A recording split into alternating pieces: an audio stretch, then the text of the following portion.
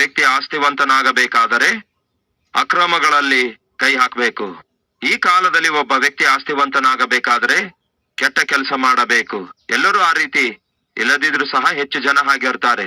ನಿನ್ನೆವರೆಗೂ ಅವನು ಸೈಕಲ್ ಅಲ್ಲಿ ತಿರುಗಾಡ್ತಾ ಇದ್ದ, ಆದರೆ ಈ ದಿನ ಬೆಲೆ ಬಾಳುವ ಕಾರ್ನಲ್ಲಿ ತಿರುಗಾಡ್ತಿದ್ದಾನೆ. ನ್ಯಾಯವಾಗಿ ನೀತಿಯಿಂದ ಅದು ಸಾಧ್ಯವಾಯಿತು ಎಂದು ಪ್ರಶ್ನಿಸಿದರೆ ಎಷ್ಟು ಜನ ಖಚಿತವಾಗಿಯೂ ಎಸ್ ಎಂದು ಹೇಳಬಲ್ಲಿರಿ? ನಿನ್ನೆವರೆಗೂ ಒಂದು ಗುಡಿಸಲಿನಲ್ಲಿ ನಿವಾಸಿಸುತ್ತಾ ಇದ್ದ ಒಂದು ಕೋಣೆಯಲ್ಲಿ ಇರ್ತಿದ್ದ, ಈ ದಿನ ಒಂದು ದೊಡ್ಡ ಪ್ಯಾಲೇಸ್ ಕಟ್ಟಿದ್ದಾನೆ. ಹೇಗೆ ಸಾಧ್ಯವಾಯಿತು? ನೀತಿಯಿಂದ ಯಥಾರ್ಥವಾಗಿ ಜೀವಿಸಿ ಸಾಧಿಸಿರುವಂತಹ ಸಂಪಾದನೆಯಿಂದಲೇ ಸಾಧ್ಯವಾಯಿತೋ, ಇಲ್ಲವೇ ಅನ್ಯಾಯವಾಗಿ ಅಕ್ರಮವಾಗಿ ದೋಚಿಕೊಳ್ಳುವುದರಿಂದ ಸಾಧ್ಯವಾಯಿತೋ? ಈ ದಿನ ನಮ್ಮ ಸುತ್ತಲೂ ಇರುವಂತಹ ಪ್ರಪಂಚವನ್ನು ಜಾಗ್ರತೆಯಿಂದ ಪರಿಶೀಲಿಸಿ ನೋಡುವುದಾದರೆ ಸುಲಭವಾಗಿ ಅಂತಸ್ತುಗಳನ್ನು ಹತ್ತುವವರನ್ನು ನಾವು ನೋಡ್ತೇವೆ. ಸುಲಭವಾಗಿ ಆಸ್ತಿವಂತರಾಗಿ ಮಾರ್ಪಡುವುದನ್ನು ನಾವು ನೋಡ್ತೇವೆ. ಸುಲಭವಾಗಿ ಐಶ್ವರ್ಯವನ್ನು ಕೂಡಿಸಿಟ್ಟುಕೊಳ್ಳುವುದನ್ನು ನಾವು ನೋಡುತ್ತಾ ಇರ್ತೇವೆ. ಹಾಗೆ ಒಬ್ಬ ವ್ಯಕ್ತಿ ಸುಲಭವಾಗಿ ಆಸ್ತಿಯಾಗಲಿ, ಅಂತಸ್ತಾಗಲಿ, ಐಶ್ವರ್ಯವನ್ನಾಗಲಿ, ಅಧಿಕಾರವನ್ನಾಗಲಿ ಹೊಂದಿಕೊಳ್ಳುತ್ತಾ ಇರುವುದಾದ್ರೆ ಅದರ ಹಿಂದೆ ಸ್ವಲ್ಪ ಮಟ್ಟಿಗೆ ಅಕ್ರಮಕ್ಕೆ, ಅನ್ಯಾಯಕ್ಕೆ ಸಹಜವಾಗಿ ಅವಕಾಶ ಇದ್ದಿರುತ್ತೆ. ನಮ್ಮ ಜೀವಿತದಲ್ಲಿ ನಾವು ಏನೇ ಸಂಪಾದಿಸಬೇಕಾದರೂ ಅದು ಅಷ್ಟು ಸುಲಭವಾಗಿ ಸಂಪಾದಿಸಲು ಸಾಧ್ಯವಿಲ್ಲ. 10th ಕ್ಲಾಸ್ ಪಾಸ್ ಆಗ್ಬೇಕಾದ್ರೆ ಅಷ್ಟು ಸುಲಭವಲ್ಲ. ನನ್ನಂತವನಿಗಂತೂ ಇನ್ನಷ್ಟು ಕಷ್ಟ. ಚಿಕ್ಕಂದಿನಲ್ಲಿ ನಾನು 7th ಕ್ಲಾಸ್ ಪಾಸ್ ಆಗೋದೇ ನನಗಿರುವ ಒಂದು ದೊಡ್ಡ ಧ್ಯೇಯವಾಗಿತ್ತು.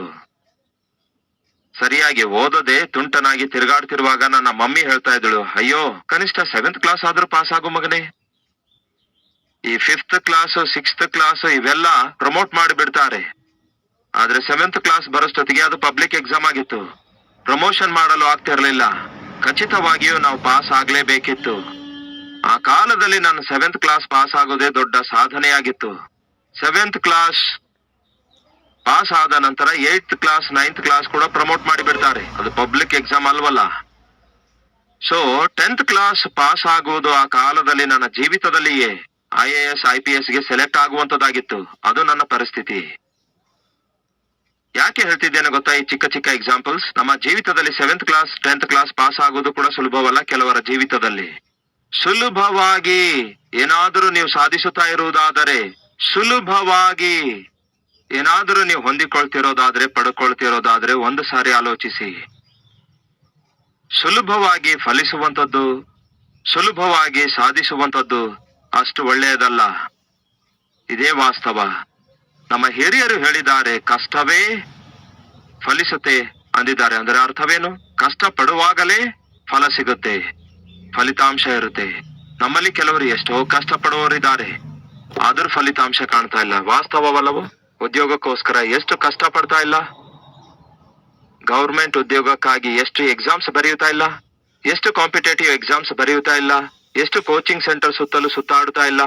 ಚಪ್ಪಲಿಗಳು ಕಡ್ದು ಹೋಗುವ ರೀತಿಯಲ್ಲಿ ಎಷ್ಟು ಜನ ಯವನಸ್ಥರು ಇಂಟರ್ವ್ಯೂಸ್ ಗಳಿಗಾಗಿ ಹೋಗ್ತಾ ಇಲ್ಲ, ಕಷ್ಟಪಡ್ತಾ ಇಲ್ಲ. ಕಷ್ಟಪಡ್ತಿದ್ದಾರೆ, ಆದ್ರೂ ಫಲಿತಾಂಶ ಇಲ್ಲ. ಕಷ್ಟಪಟ್ರೇನೆ ಫಲಿತಾಂಶ ಕಾಣಲಾರದಂತಹ ಒಂದು ದಿನಮಾನಗಳಲ್ಲಿ ನಾವಿದ್ದೇವೆ. ಹಾಗಾದ್ರೆ ಕಷ್ಟಪಡಲಾರದೆ ಸುಖ ಪಡೋದು ಹೇಗೆ? ಕಷ್ಟಪಡಲಾರದ ಹಾಗೆ ಅಧಿಕಾರವಾಗಲಿ, ಈಗ ತಾನೇ ಹೇಳಿದ ಹಾಗೆ ಆಸ್ತಿ ಪಾಸ್ತಿ ಅಂತಸ್ತುಗಳಾಗಲಿ ಹೊಂದಿಕೊಳ್ತಿರೋದಾದ್ರೆ ಹೇಗೆ ಸಾಧ್ಯವಾಗ್ತಿದೆ? ಖಚಿತವಾಗಿಯೂ ಅದರ ಹಿಂದೆ ಒಂದಲ್ಲ ಒಂದು ಮೋಸವಾಗಲಿ, ತಂತ್ರವಾಗಲಿ ಇದ್ದೇ ಇರುತ್ತೆ. ನಾನು ಮಾತಾಡುತ್ತಿರುವಂತಹ ವ್ಯಕ್ತಿಯಾದ ಈ ಯೋಬನು ಆಸ್ತಿವಂತನಾಗಿದ್ದನು, ಧನವಂತನಾಗಿದ್ದನು. ಯೋಬನು ಒಬ್ಬ ಐಶ್ವರ್ಯವಂತನು. ಕೇಳಿ ಸಹೋದರ ಸಹೋದರಿಯರೇ, ಆತ್ಮೀಕರಾದ ನಾವು ಐಶ್ವರ್ಯವಂತರಾಗುವುದು ತಪ್ಪೇನಲ್ಲ. ಬೈಬಲ್ ಅಲ್ಲಿ ಒಂದು ಮಾತಿದೆ, ಅದನ್ನು ಅಪಾರ್ಥ ಮಾಡಿಕೊಳ್ಬೇಡಿ. ಐಶ್ವರ್ಯವಂತರು ಪರಲೋಕಕ್ಕೆ ಹೋಗುವುದು ಅಷ್ಟು ಸುಲಭ ಅಲ್ಲವೆಂದು. ಒಂದು ಸೂಜಿಯ ಕಣ್ಣಿನೊಳಗಿಂದ ಒಂದು ಒಂಟೆ ಪ್ರವೇಶಿಸುವುದು ಎಷ್ಟು ಕಷ್ಟವೋ, ಐಶ್ವರ್ಯವಂತನು ಕೂಡ ಪರಲೋಕಕ್ಕೆ ಹೋಗೋದು ಅಷ್ಟೇ ಕಷ್ಟ ಎಂಬ ವಾಕ್ಯ ಓದುವಾಗ, ಆದ್ರೆ ಐಶ್ವರ್ಯವಂತರು ಪರಲೋಕಕ್ಕೆ ಹೋಗೋದಿಲ್ವೇನೋ ಎಂಬ ಭಾವನೆ ಉಳ್ಳವರಾಗಿರಬೇಡಿರಿ. ಐಶ್ವರ್ಯ ನಾವು ಹೊಂದಿಕೊಂಡಿರೋದು ತಪ್ಪಲ್ಲ, ಆದ್ರೆ ಐಶ್ವರ್ಯ ನಮ್ಮನ್ನು ಹೊಂದಿಕೊಂಡಿರೋದು ತಪ್ಪು. ಅಂದ್ರೆ ಅರ್ಥವೇನು? ನೀರಿನೊಳಗೆ ಹಡಗಿರೋದು ತಪ್ಪಲ್ಲ, ಆದ್ರೆ ಹಡಗಿನೊಳಗೆ ನೀರಿರೋದು ತಪ್ಪು. ಇದು ನಿಮಗೆ ಅರ್ಥವಾದ್ರೆ ಅದು ನಿಮಗೆ ಅರ್ಥ ಆಗತ್ತೆ. ನೀವು ಕಷ್ಟಪಟ್ಟು ಸಂಪಾದಿಸಿದ ಮೇಲೆ ಐಶ್ವರ್ಯವಂತರಾಗುವುದೇನು ತಪ್ಪಲ್ಲ. ಐಶ್ವರ್ಯವನ್ನು ನೀವು ಹೊಂದಿಕೊಂಡಿರುವಾಗ ಅದು ನಿಮಗಿರುವಂತಹ ಸ್ವಭಾವ ಮತ್ತು ವ್ಯಕ್ತಿತ್ವದ ಮೇರೆಗೆ ನಿಮಗೆ ಉಪಯೋಗ ಆಗುತ್ತೆ. ಆದರೆ ಐಶ್ವರ್ಯವೇ ನಿಮ್ಮನ್ನು ಹೊಂದಿಕೊಂಡಿರೋದಾದ್ರೆ ಅದನ್ನು ಹೇಳಿದಂತೆ ನೀವು ಮಾಡ್ಬೇಕಾಗತ್ತೆ. ಗುಣ ಇಲ್ಲದಂಥವನು ಧನ ಹೇಳಿದಂತೆಯೇ ಮಾಡುತ್ತಾನೆ, ಆದರೆ ಗುಣ ಉಳ್ಳಂಥವನು ತಾನು ಹೇಳಿದಂತೆಯೇ ಧನವನ್ನು ಉಪಯೋಗಿಸಿಕೊಳ್ತಾನೆ. ಬೈಬಲ್ ಅಲ್ಲಿ ಒಂದು ಒಳ್ಳೆ ಮಾತಿದೆ, ಅದೇನೆಂದು ನಿಮ್ಮೊಂದಿಗೆ ಹಂಚಿಕೊಳ್ತೇನೆ. ಹಂಚಿಕೊಳ್ಳುವುದಕ್ಕಿಂತ ಮುಂಚೆ ಈ ವಿಷಯಗಳನ್ನು ಜಾಗ್ರತೆಯಿಂದ ಗಮನಿಸಿ. ಮೊದಲನೇದಾಗಿ, ಬೈಬಲ್ ಹೇಳುತ್ತದೆ ಯೋಬನು ಯಥಾರ್ಥವಂತನಾಗಿದ್ದನು. ಅಂದರೆ ಯಥಾರ್ಥನಾಗಿದ್ದ, ಮಾತಿನಲ್ಲಿ ಯಥಾರ್ಥನಾಗಿದ್ದ, ತನ್ನ ಕೆಲಸದಲ್ಲಿ ಯಥಾರ್ಥನಾಗಿದ್ದ, ತನ್ನ ಸಂಪಾದನೆಯಲ್ಲಿ ಯಥಾರ್ಥನಾಗಿದ್ದ, ಆ ರೀತಿಯಾಗಿ ಜೀವಿಸಿದ. ಒಂದು ಒಳ್ಳೆ ಮಾತು ಬರೆಯಲಾಗಿದೆ, ಓದುತ್ತೇನೆ ಕೇಳಿ. ಅವನು ಯಥಾರ್ಥವಂತನಾಗಿದ್ದನು, ನ್ಯಾಯವಂತನಾಗಿದ್ದು ದೇವರಲ್ಲಿ ಭಯಭಕ್ತಿಯುಳ್ಳವನಾಗಿ ಕೆಟ್ಟತನವನ್ನು ವಿಸರ್ಜಿಸಿದವನಾಗಿದ್ದನು. ಯಥಾರ್ಥವಾಗಿ ಜೀವಿಸಬೇಕಾದರೆ, ನ್ಯಾಯವಾಗಿ ಜೀವಿಸಬೇಕಾದರೆ, ನೀತಿಯಿಂದ ಜೀವಿಸಬೇಕಾದರೆ ಮನುಷ್ಯನಿಗೆ ಬೇಕಾದದ್ದೇನು? ಭಯ. ಚಿಕ್ಕ ಮಕ್ಕಳಿಗೆ ತಂದೆಯ ಭಯವೋ ತಾಯಿಯ ಭಯವೋ ಇರುತ್ತೆ. ತಂದೆಯ ಭಯವಾಗಲಿ ತಾಯಿಯ ಭಯವಾಗಲಿ ಉಳ್ಳಂತಹ ಮಕ್ಕಳು ಏನ್ ಮಾಡ್ತಾರೆ? ಕಳ್ಳತನ ಮಾಡುವಾಗ ಭಯಪಡ್ತಾರೆ. ಯಾಕಂದ್ರೆ ಅಮ್ಮ ಹೊಡೆಯುತ್ತಾಳೆಂದು, ಅಪ್ಪ ಹೊಡೆಯುತ್ತಾನೆಂದು. ಅಂದರೆ ಅಮ್ಮಳ ಮೇಲಿರುವ ಅಪ್ಪನ ಮೇಲಿರುವಂತಹ ಭಯ ಮಾಡುವುದೇನೆಂದರೆ ಅವನು ಮಾಡಬೇಕಾದಂತಹ ತಪ್ಪು ಮಾಡಲಾರದಂತೆ ತಡೆಯುತ್ತೆ. ಮಾರ್ಕ್ಸ್ ಕಡಿಮೆ ಬಂದ್ರೆ ಅಪ್ಪ ಹೊಡೆಯುತ್ತಾರೇನೋ, ಎಕ್ಸಾಮ್ಸ್ ನಲ್ಲಿ ಫೇಲ್ ಆದ್ರೆ ಮಮ್ಮಿ ಹೊಡೆಯುತ್ತಾಳೇನೋ ಎಂಬ ಭಯದಿಂದ ಮಗನು ಕಷ್ಟಪಟ್ಟು ಓದುತ್ತಾನೆ. ಅಂದರೆ ತಂದೆಯ ಮೇಲಿರುವಂತಹ ತಾಯಿಯ ಮೇಲಿರುವಂತಹ ಭಯ ಅವನಿಗೆ ಮಾಡೋದೇನೆಂದ್ರೆ ಅವನು ಫೇಲ್ ಆಗದಂತೆ, ಪಾಸ್ ಆಗುವಂತೆ ಕಷ್ಟಪಟ್ಟು ಓದುವಂತೆ ಮಾಡುತ್ತೆ. ಅಂದರೆ ಒಂದು ಭಯ ಮಾಡುವುದೇನೆಂದರೆ ನಾವು ಯಾವ ರೀತಿ ಜೀವಿಸಬೇಕೋ ಹಾಗೆ ಜೀವಿಸುವಂತೆ ಮಾಡುತ್ತೆ. ತಂದೆಯ ವಿಷಯದಲ್ಲಿ ತಾಯಿಯ ವಿಷಯದಲ್ಲಿ ಇರುವಂತಹ ಆ ಭಯವು ನಾವು ತಪ್ಪು ಮಾಡದಂತೆ, ತಪ್ಪು ಹೆಜ್ಜೆ ಹಾಕದಂತೆ, ದಾರಿ ತಪ್ಪಿ ಹೋಗದಂತೆ ಕಾಪಾಡುವುದಾದರೆ, ಮತ್ತೆ ದೇವರ ಮೇಲೆಯೇ ನಮಗೆ ಭಯ ಇರುವುದಾದರೆ ನಮ್ಮ ಜೀವಿತ ಹೇಗಿರುತ್ತೆ ಎಂದು ತಿಳಿದುಕೊಳ್ಳಲು ಆಶಿಸುತ್ತಾ ಇದ್ದೀರಾ? ಹಾಗಾದರೆ ಯೋಬನ ಪುಸ್ತಕ ಓದಿರಿ, ನಿಮಗೆ ಅರ್ಥ ಆಗುತ್ತೆ. ಯೋಬನಿಗೂ ಕೂಡ ಭಯವಿತ್ತು. ಯಾರ ಮೇಲೆ ಭಯವಿತ್ತು ಗೊತ್ತಾ? ಸಾಕ್ಷಾತ್ ದೇವರ ಮೇಲೆಯೇ ಭಯವಿತ್ತು. ದೇವರಂದ್ರೆ ಭಯವಿತ್ತು.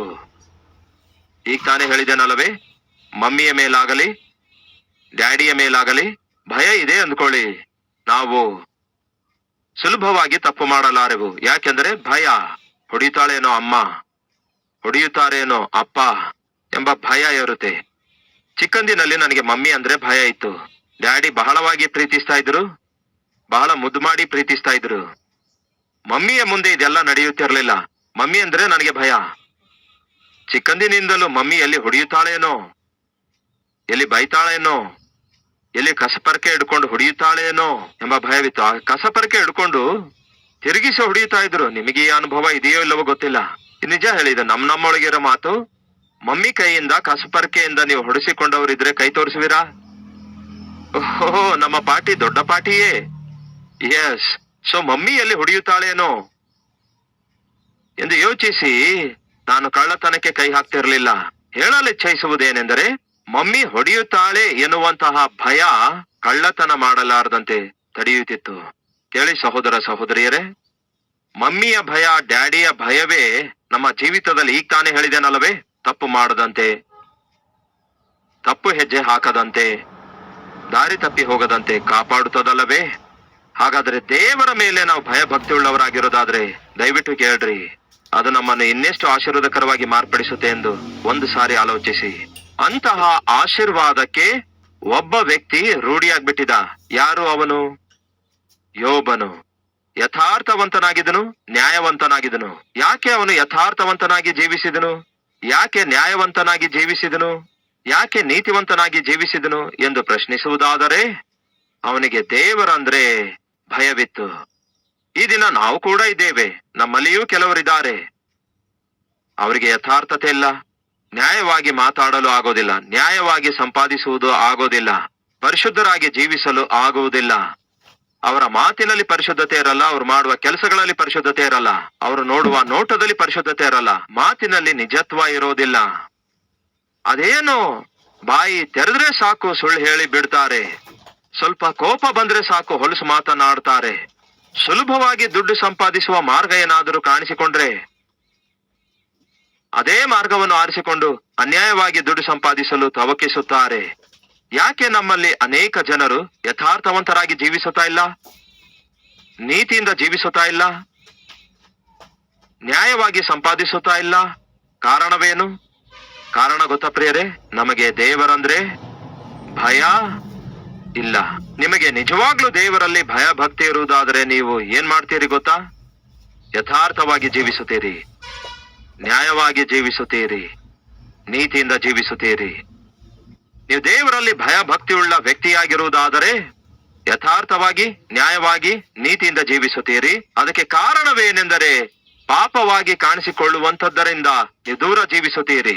ಯೋಬನು ಯಥಾರ್ಥವಂತನಾಗಿದ್ದನು, ನ್ಯಾಯವಂತನಾಗಿದ್ದನು, ಆನಂತರ ನೋಡುವುದಾದರೆ ನೀತಿವಂತನಾಗಿದ್ದನು. ಅದು ಹೇಗೆ ಸಾಧ್ಯವಾಯಿತೆಂದರೆ ಅವನು ದೇವರಲ್ಲಿ ಭಯ ಭಕ್ತಿ ಉಳ್ಳವನಾಗಿದ್ದನು.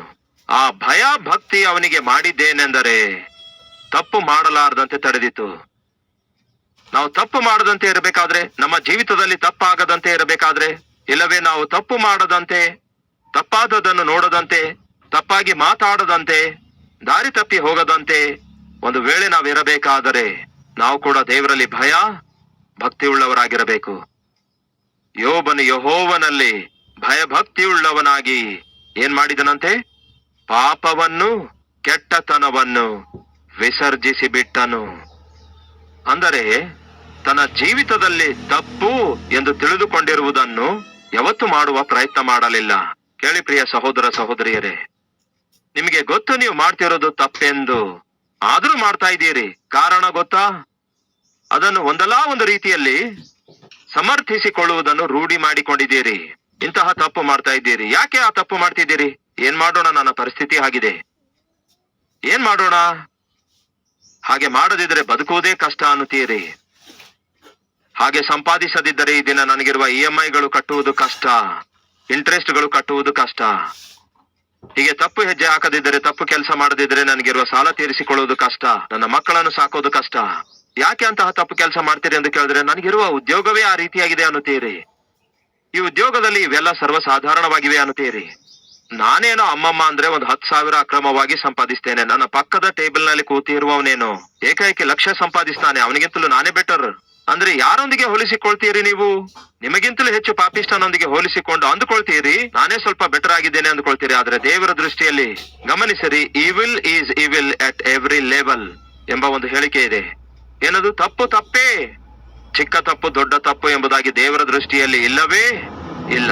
ಪಾಪ ಪಾಪವೇ, ಚಿಕ್ಕ ಪಾಪ ದೊಡ್ಡ ಪಾಪ ಎನ್ನುವಂತಹ ವ್ಯತ್ಯಾಸವೇನು ದೇವರ ದೃಷ್ಟಿಯಲ್ಲಿ ಇಲ್ಲವೇ ಇಲ್ಲ. ನೀವು ಸಮರ್ಥಿಸಿಕೊಳ್ಳಬಹುದು, ನಾನೇನು ಅವನಂತಹ ಪಾಪಿಷ್ಟನು ಅಲ್ವೇ ಅಲ್ಲ, ಇವಳಂತಹ ಪಾಪಿಷ್ಟಳು ಅಲ್ಲವೇ ಅಲ್ಲ, ಅವಳೇನೋ 10 ಮಂದಿಯೊಂದಿಗೆ ಪಾಪ ಮಾಡ್ತಾಳೆ, ನಾನೇನೋ ಒಬ್ಬನೊಂದಿಗೆ ಪಾಪ ಮಾಡ್ತೇನೆ, ಅವಳಂತಹ ಪಾಪಿಷ್ಟಳು ನಾನಲ್ಲ ಎಂದು ನೀವು ಸಮರ್ಥಿಸಿಕೊಳ್ಬಹುದೇನೋ. ಆದ್ರೆ ದೇವರ ದೃಷ್ಟಿಯಲ್ಲಿ ಮಾತ್ರ ಅವಳು ನೀವು ಕೂಡ ಸಮಾನವೇ. ಅವನು ಯಾವಾಗ ನೋಡಿದ್ರು 4 ಹುಡುಗಿಯರೊಂದಿಗೆ ತಿರುಗಾಡ್ತಾನೆ, ನಾನು 1 ಹುಡುಗಿಯೊಂದಿಗೆ ತಿರುಗಾಡ್ತೇನೆ, ಹಾಗಾಗಿ ಅವನಂತಹ ಪಾಪಿಷ್ಟನು ನಾನಲ್ಲ ಅಂತ ನೀವು ಹೇಳ್ಕೊಳ್ಬಹುದು. ಆದ್ರೆ ದೇವರ ದೃಷ್ಟಿಯಲ್ಲಿ ಮಾತ್ರ ಇಬ್ಬರು ಸಮಾನವೇ. ಸೊ ನಮ್ಮಲ್ಲಿ ಬಹಳಷ್ಟು ಜನ ತಪ್ಪು ಮಾಡುತ್ತಾ ಹಾಗೆ ಮಾಡುವುದಕ್ಕೆ ಕಾರಣಗಳನ್ನು, ನೆಪಗಳನ್ನು ತೋರಿಸಿ ತೃಪ್ತಿ ಹೊಂದುತ್ತಿರ್ತಾರೆ.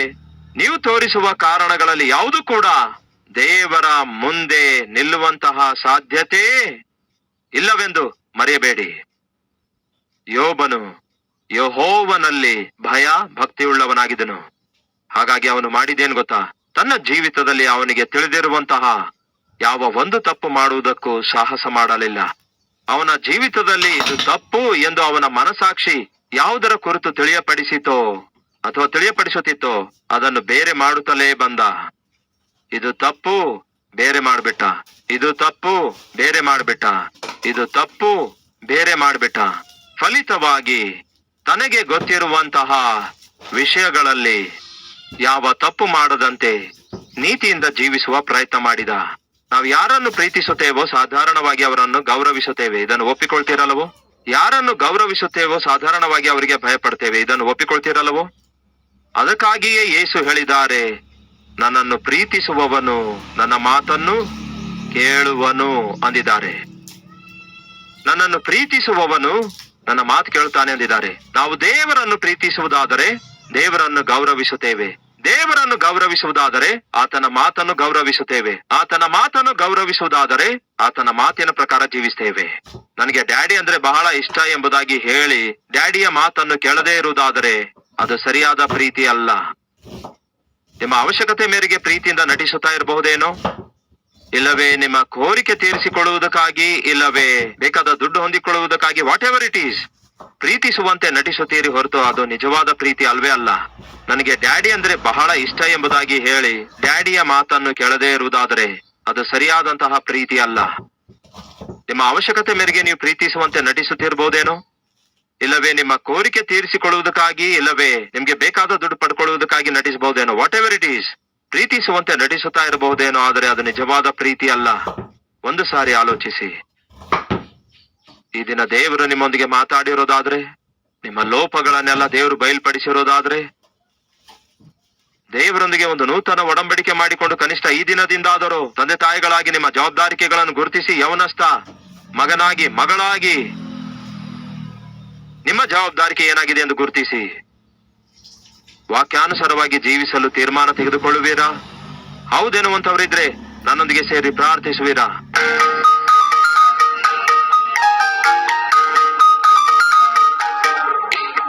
ಮಹಾಪರಿಶುದ್ಧನಾದ ಪ್ರೀತಿಯುಳ್ಳ ತಂದೆಯೇ, ಬಹು ನೇರವಾಗಿ ಬಹು ಸ್ಪಷ್ಟವಾಗಿ ನೀವು ನಮ್ಮೊಂದಿಗೆ ಮಾತಾಡಿದಕ್ಕಾಗಿ ನಿಮಗೆ ವಂದನೆಗಳು, ಸ್ತುತಿ ಸ್ತೋತ್ರಗಳನ್ನು ಸಲ್ಲಿಸುತ್ತೇನೆ. ನಮಗೆ ಗೊತ್ತು ದೇವರೇ ನಮ್ಮ ಲೋಪಗಳೇನೆಂದು, ನಮಗೆ ಗೊತ್ತು ದೇವರೇ ನಮ್ಮೊಳಗಿರುವಂತಹ ಪಾಪ ಏನೆಂದು. ಅವುಗಳನ್ನೆಲ್ಲ ನೇರವಾಗಿ ನಮಗೆ ಬಯಲ್ಪಡಿಸಿ ನಾವು ಒಪ್ಪಿಕೊಳ್ಳುವಂತೆ ಮಾಡ್ತಿರುವುದಕ್ಕಾಗಿ ವಂದನೆಗಳು ದೇವರೇ. ದೇವರೇ, ಯೋಬನು ಹೊಂದಿಕೊಂಡಿರುವಂತಹ ಯಥಾರ್ಥವಾದ ಜೀವಿತ, ನ್ಯಾಯವಾದ ಜೀವಿತ, ನೀತಿಯಿಂದ ಕೂಡಿದ ಜೀವಿತ ನಮ್ಮೆಲ್ಲರಿಗೂ ದಯಪಾಲಿಸಿರಿ. ಅವನು ನಿಮ್ಮನ್ನು ಪ್ರೀತಿಸಿದ, ಅದಕ್ಕಾಗಿಯೇ ನಿಮ್ಮಲ್ಲಿ ಭಯ ಭಕ್ತಿಯುಳ್ಳವನಾಗಿ ಜೀವಿಸಿದ, ಫಲಿತವಾಗಿ ಕೆಟ್ಟತನವನ್ನು ಅಸಹಿಸಿಕೊಂಡ, ಅದರ ನಿಮಿತ್ತವಾಗಿ ಐಶ್ವರ್ಯವನ್ನು, ಘನತೆಯನ್ನು, ಸ್ವಾಸ್ಥ್ಯವನ್ನು, ಆಸ್ತಿಯನ್ನು ಇವೆಲ್ಲವುಗಳನ್ನು ಹೊಂದಿಕೊಂಡ, ಒಳ್ಳೆ ಗುಣವುಳ್ಳವನಾಗಿ ಐಶ್ವರ್ಯ ಇದ್ದಾಗಿಯೂ ಅದಕ್ಕೆ ದಾಸನಾಗದಂತೆ ಏಸಯ್ಯ ದೀನನಾಗಿ ತನ್ನ ಜೀವಿತವನ್ನು ಮುಂದೆ ವರೆಸಿದ. ಇವೆಲ್ಲವುಗಳಿಗಿಂತ ಶ್ರೇಷ್ಠವಾದ ಐಶ್ವರ್ಯವು ದೇವರು ನನಗೆ ಕೊಟ್ಟ ಮಕ್ಕಳಾಗಿದ್ದಾರೆ. ಅವರನ್ನು ಆತ್ಮಿಕರನ್ನಾಗಿ ಬೆಳೆಸಬೇಕು, ಅವರ ಸುತ್ತಲೂ ಪ್ರಾರ್ಥನೆಯ ಬೇಲಿ ಹಾಕಬೇಕು ಎಂದು ಯೋಚಿಸಿ ಪ್ರತಿದಿನ ಬೆಳಗಿನ ಜಾವದಲ್ಲಿ ಎದ್ದು ಅವನು ಎಷ್ಟು ಚೆನ್ನಾಗಿ ತನ್ನ ಮಕ್ಕಳ ಸುತ್ತಲೂ ಬೇಲಿ ಹಾಕಿಕೊಳ್ಳುತ್ತಾನೆ. ಅಂತಹ ಕೃಪೆ ನಮಗೂ ದಯಪಾಲಿಸಿರಿ ದೇವರೇ. ನಿಮ್ಮ ಸೇವಕರಿಗೆ ವಿರುದ್ಧವಾಗಿ ಸೈತಾನನು ಕಲ್ಪಿಸುವ ಯಾವ ಆಲೋಚನೆ, ಯಾವುದೇ ಆಯುಧವು ನಿಲ್ಲಲಾರದಂತೆ ನಾಶನ ಮಾಡಿರೆಂದು ಯೇಸು ಕ್ರಿಸ್ತನ ನಾಮದಲ್ಲಿ ಬೇಡಿ ಹೊಂದಿದ್ದೇವೆ ತಂದೆಯೇ. ಆಮೇನ್.